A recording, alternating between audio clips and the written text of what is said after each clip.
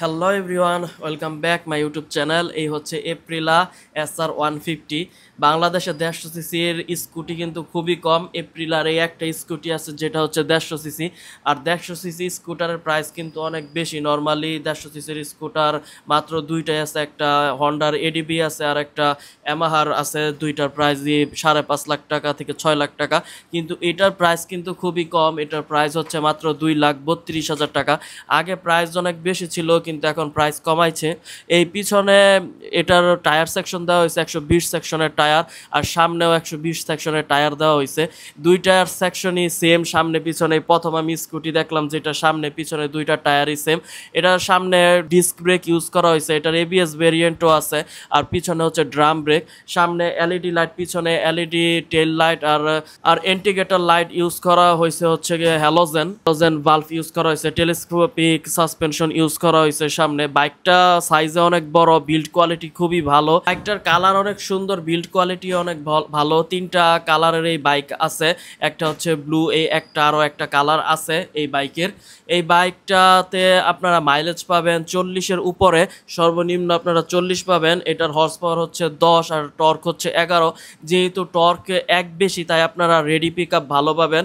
আর পাওয়ার কম হওয়ার কারণে অন্য যদি স্কুটারের সাথে তুলনা করি, এটার পাওয়ার হচ্ছে একটা 125 সিসির পাওয়ারের মতোই। 150 সিসি হওয়ার পরও 125 সিসির মতোই মাইলেজ পাবেন, কিন্তু 150 সিসি হওয়ার কারণে পাওয়ার পাবেন বেশি।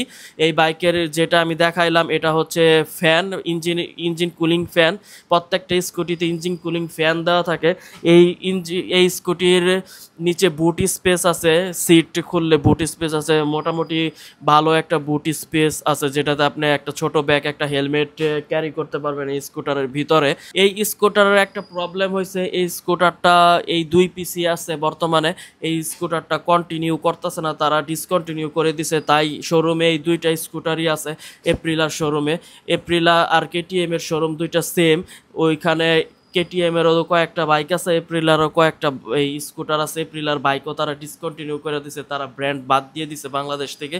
তো এই স্কুটার দুইটা সেল হয়ে গেলে তারা সেল টোটালি অফ করে দিবে।